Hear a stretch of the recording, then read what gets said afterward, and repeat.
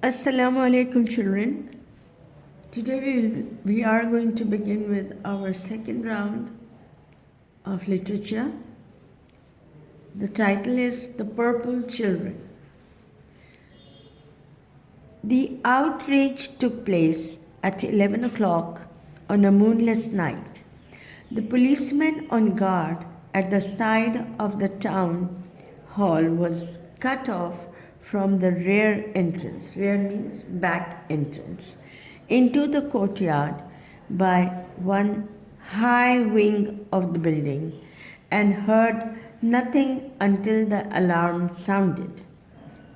It was the sentry at the rear gate, an 18-year-old new to the town and ill at ease with his enforced duties there, who was singled out as the weakest spot in the defenses.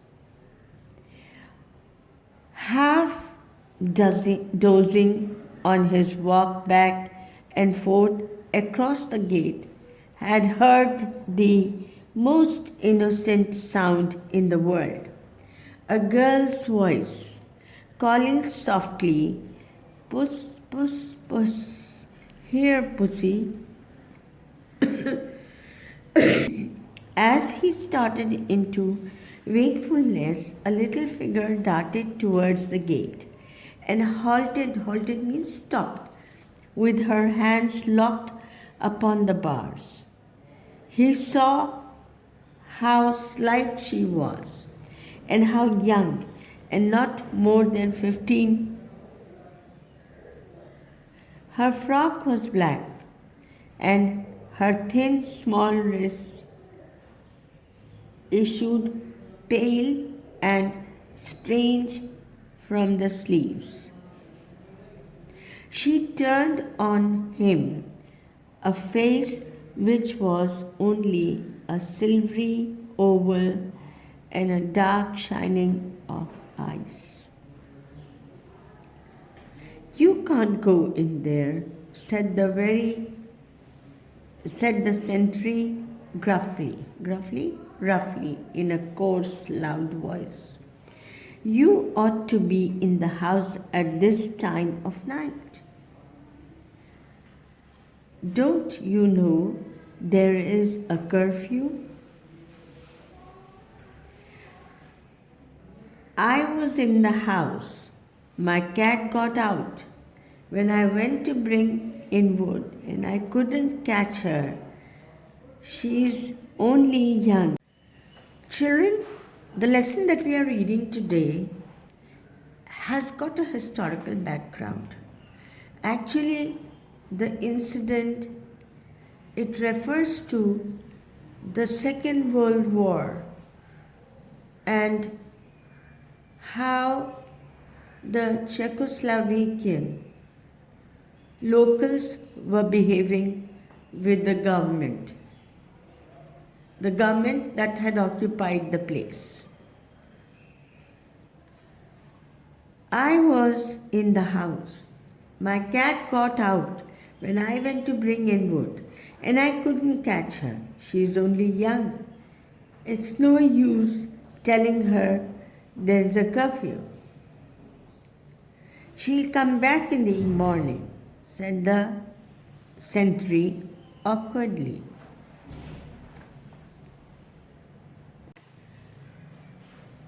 "They always do. You go home like a good girl, and don't you risk running about here in the dark. Somebody might think you were up to something. Up to something? You were planning to do something wrong."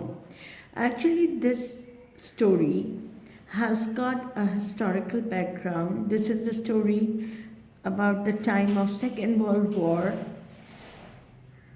and the background is that of Czechoslovakia, where the local people were against the government and the children were being used for certain purposes, like the children were, the locals asked the children to put up the flag of their country, right?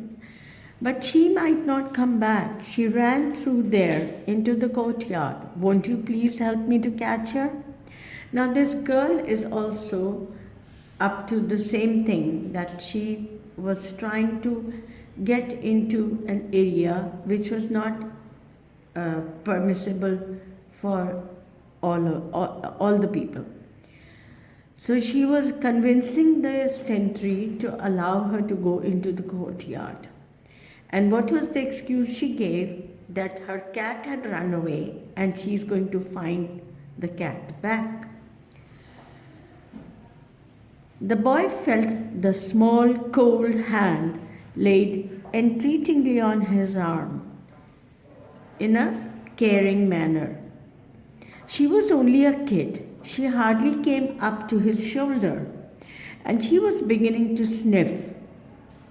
He couldn't see any harm in it. He had got orders to treat the natives politely and considerately, as long as they weren't making trouble. And what trouble could this wave possibly make? I shall lose her, said the girl in a quavering voice, in a shivering voice. I've had her from a little kitten, and now I shall never get her back again. Oh, please, I can't let you in there. I shall get into trouble. Well, who's going to find out? You'll be there, close to me, every minute. You can see every move I make, and you have got a gun. I don't see what you have to be afraid of. Oh, do please help me. If she won't come to me, I promise I'll go home. He hadn't meant to do it, but somehow he had set his hands on the bars and thrust the gate open before her. Well, be quiet about it. Come on, quick. She slipped past him like a shadow. The only sound was the light, hasty tread of his own feet, keeping hard on her heels. He turned his back on the gate and the silent, dark lane outside and pressed at her shoulder as she flitted into the most obscure corner of the yard. Flitted, moved quickly. And where did she go? Into the most not very clear area, corner of a yard which was not seen by anyone, where the shabby outhouses leaned together in a huddle of shadows and the steps plunged down to the cellar. Now, as they kept on moving, the girl was sort of misleading him. She had other intentions. It was not the cat that she was after.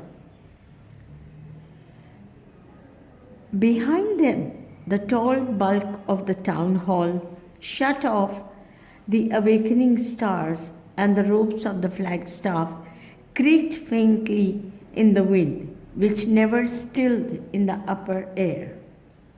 There she is, you see, I told you, whispered the girl, triumphantly, as if she has won something, and darted forward and was lost among the deeper shadows under the wall. And there really was a cat.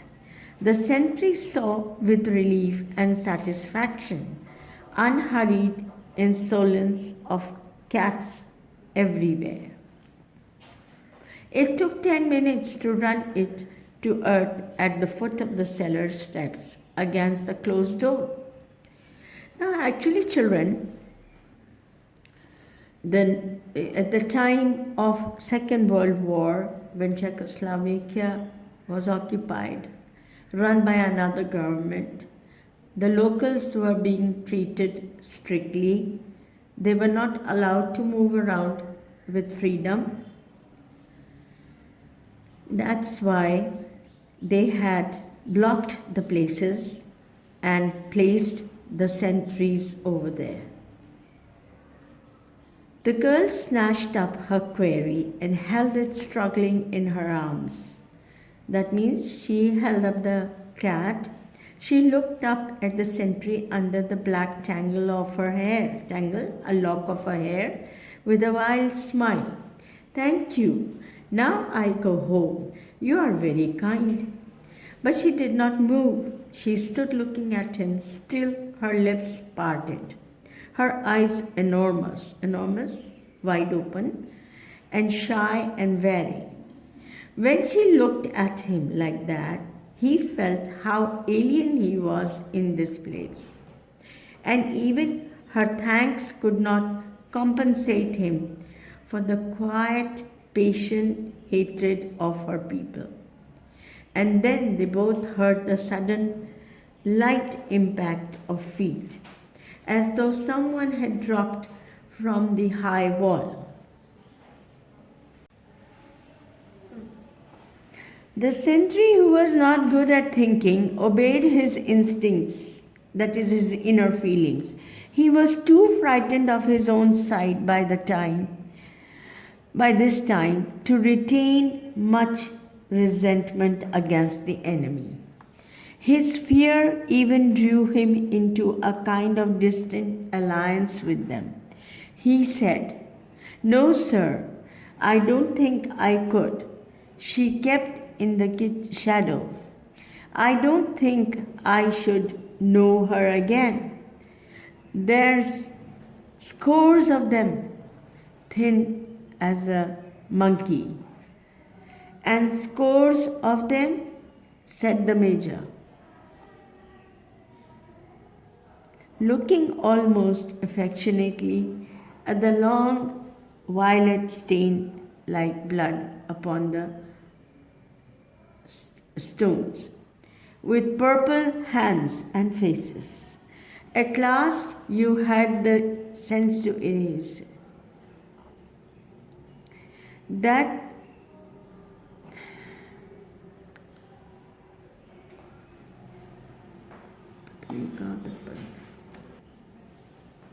"And scores of them," said the major, looking almost affectionately at the long violet stain like blood upon the stones, with purple hands and faces.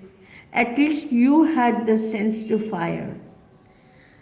That ought to give her one distinguishing feature, don't you think?"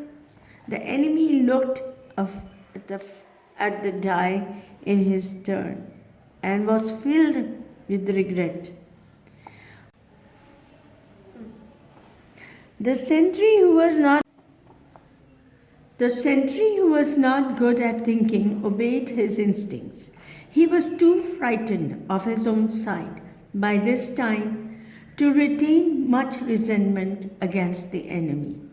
His fear even drew him into a kind of distant alliance with them. He said, "No, sir, I don't think I could." She kept in the shadow. "I don't think I should know her again. There's scores of them, thin as a monkey, and scores of them," said the major, looking almost affectionately at the long violet stain like blood upon the stones, with purple hands and faces. "At least you had the sense to fire. That ought to give her one distinguishing feature, don't you think?" The sentry looked at the die in his turn and was filled with regret. Regret means to be upset about having done something. "I am sorry, sir," he lied. "It was just then she threw the cat. I reckon I missed her." "Then why," asked the major gently, "did she drip violet dye practically all the way to the gate?" He marked the last small spot in the light of his torch.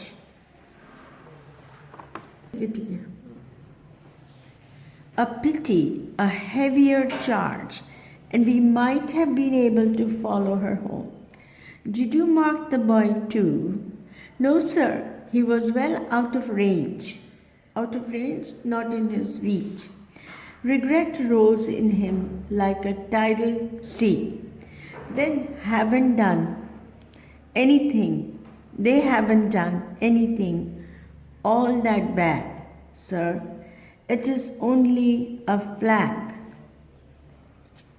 The major smiled, thinking that when the boy was 40 instead of 18, he would no longer make the absurd mistake of speaking of only a flag. Whoever it was worked extremely fast. He is left alone 10 feet of the flagstaff coiled together with barbed wire as he came down. You must have been very absorbed in your cat hunt, and he must have spent a longer time practicing the movements involved before he could reproduce them at that speed. Yes, I should like to congratulate that boy. But when we have found her, we shall have found him too. We'll try the grammar school. First, he said, smiling to himself, beginning to feel the terrifying satisfaction of hate reacting against her.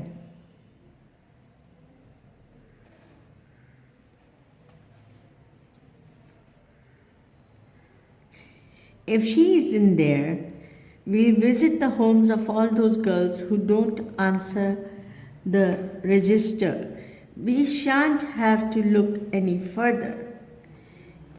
In the shed behind Nico's father's shop, Ariana knelt over the pan of water, scoring with a handful of wet sand at the back of her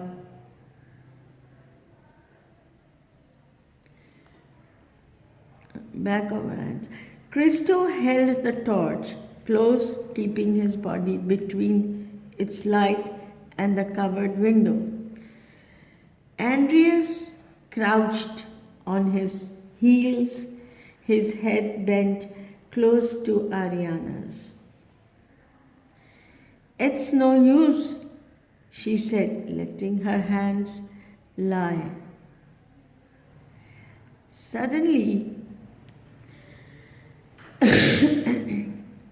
it is no use, she said, letting her hands lie quite suddenly and looking up at him.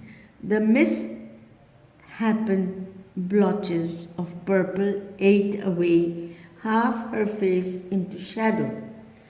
Behind her, all the silent partisans drew closer with a long sigh.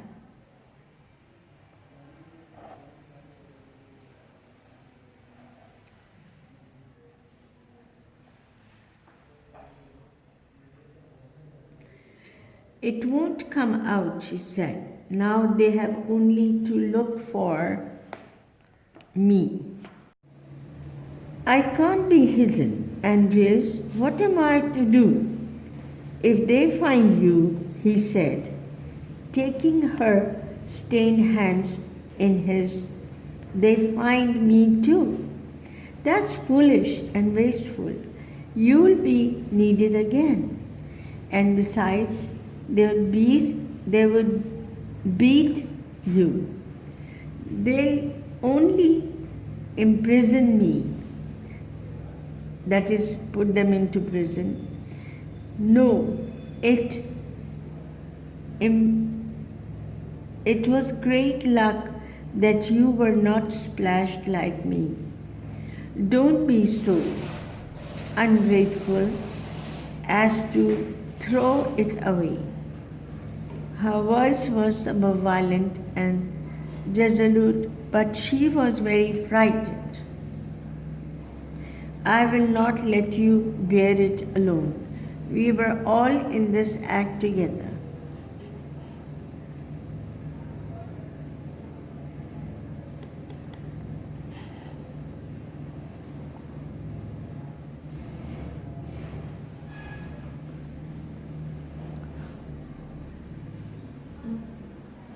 They'll come straight to the school, said Krista. But if only one girl is missing, they may not notice it, and no one will betray you. Betray you? To deceive you, to cheat you. Perhaps if you stay at home and take care not to be seen.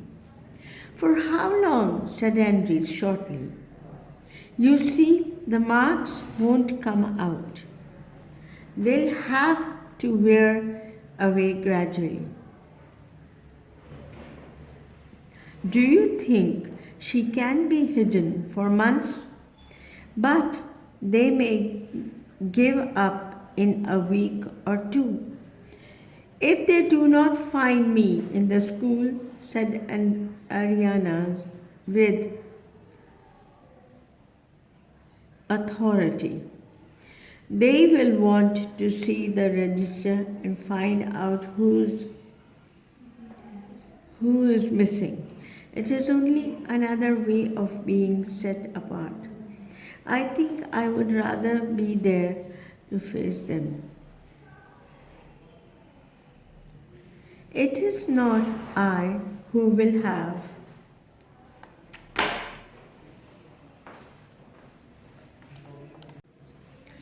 cause to feel ashamed, but her body shook because she knew she would still be afraid. If he tried linen bleach, said one of the girls timidly, do you think it would move it? Nico shook her head. No, it's an old vegetable dye. Nothing will fetch it out. It has to wear off. My uncle is a dyer, she said sadly. I know. Andrews stood up slowly. All the intent and anxious eyes settled upon him and clung. Yes, I had forgotten, said Andres. Yes, of course, your uncle is a dyer. Andres looked down and smiled into Ariana's eyes, and his thin brown face relaxed into a reassuring tranquility. Come, he said, drawing her up by the hands. It will be hours yet to daylight. We have time. They won't find you, Ariana. They'll never find you. In the morning light, the major looked out of his window and saw the silvery coils of new barbed wire, like a guardian's serpent, about the flagstaff.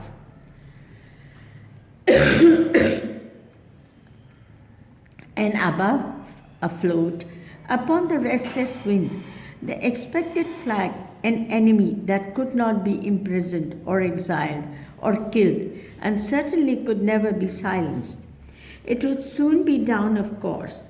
The only trouble was that it would go up again somewhere else. It always did. He was getting used to it. Actually, in the entire story, the scenario is just simply this much, that the anti-government elements, the locals of that area, were putting up their own flag, and they were against the government. So they used to hide and come in the dark night and come and put up the flag. The only trouble was that it would go up again. That means every time they would remove the flag, the locals would put it up. He had spent several months of his life searching the little houses of these towns for explosives and arms, for wanted men on the run. And as far as he could see, the same processes must continue forever. The only difference seemed to be that on every occasion the circumstances of the search became more humiliating. Now it was a girl with a face stained by vegetable dye who had made a fool of homesick boy and helped another boy to raise once again the ever-present flag. The major felt an impatience to have the miserable business finished, but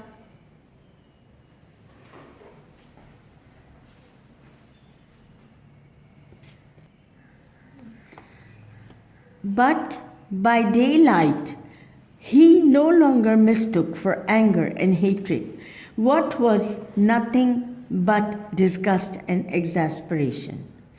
The grammar school opened at 8 o'clock. At 8:30, the major presented himself there with a sergeant and two men. It was a necessary act of restraint on his part to wait the additional half hour. He found it important to prove to himself that what he felt was not the eagerness of the hunter, but only the determination of a man with a sense of duty. If he once began to disbelieve in his own sense of duty, he might very well be sick with self-disgust when the moment came and the terrified child was dragged forth from the back row of desks, shrinking and trying to hide her disfigured face behind a handkerchief. He was punctilious in waiting in the entrance hall while the headmaster was fetched. "I need hardly tell you why I am here," he said, when the headmaster came. "No doubt you have already seen the flag over the town hall." "I see it is still there," said the headmaster gently. "But no, naturally you need not tell me why you are here."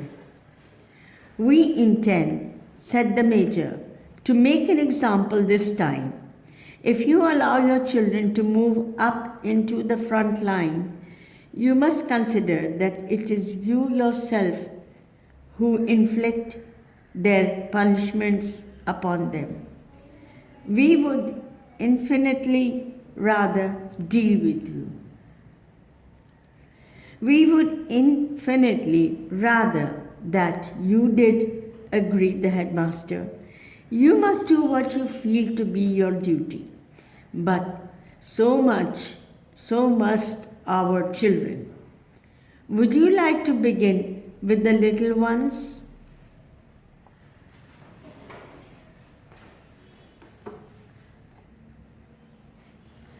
I am looking for a girl of about 15. There was also a boy, but I have reason to believe that he will not be so immediately recognizable.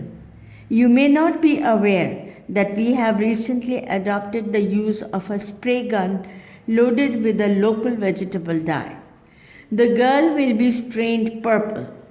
I can promise you there will be no collective punishment. This time it will not be necessary purple, said the schoolmaster reflectively. A royal color, also the color of mourning. Mourning for being sad, when you are sad for something.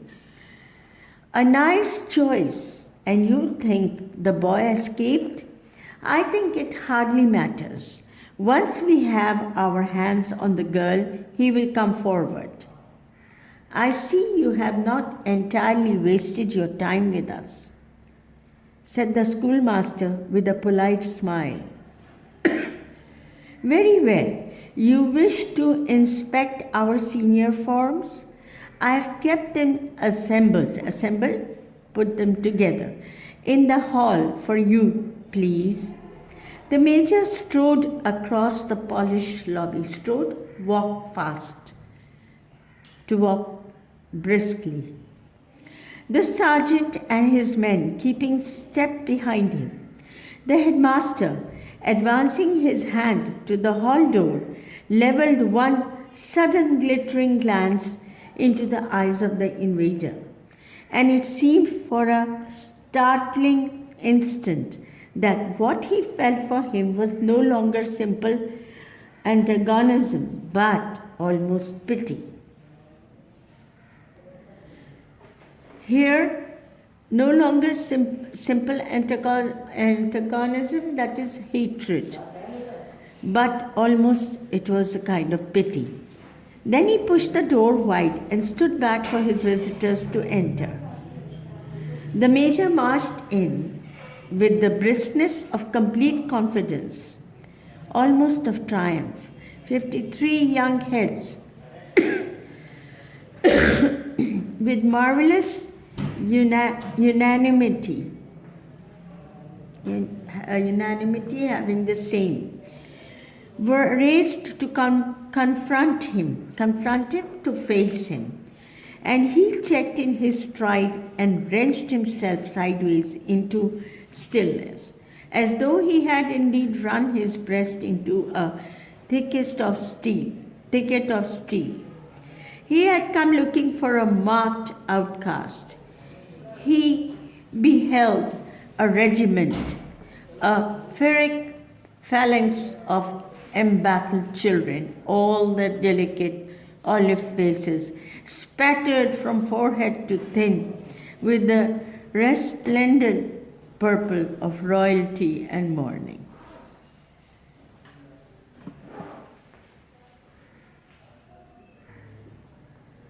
Now that we have completed the lesson, we actually read through it. We read it, and it was nothing, a simple incident of a girl belonging to an anti-government group. And she tries to trick the sentry by asking him to allow her to look for her cat. Whereas the major issue was that there was a young boy along with her, who was responsible for hoisting the local flag. This was the whole scenario. And how the government officials were forced to stop them, and on many occasions they could not find the exact culprit.